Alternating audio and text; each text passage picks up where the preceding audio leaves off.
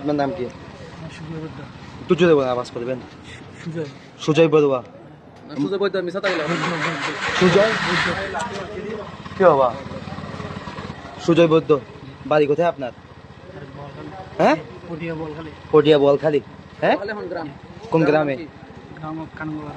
হ্যাঁ, কানঙ্গপাড়া। আচ্ছা, কানঙ্গপাড়া। মেয়েটার নাম কি, যে মেয়েটা কথা উঠছেন? হ্যাঁ, আয়শা। তো এখানে আপনি কি করেন? এখানে হাঁটাইতে কি করেন? কোথায় কোথায় চাকরি করেন? ভীষণে। আচ্ছা, তো এখানে বাসায় কি করতেছেন?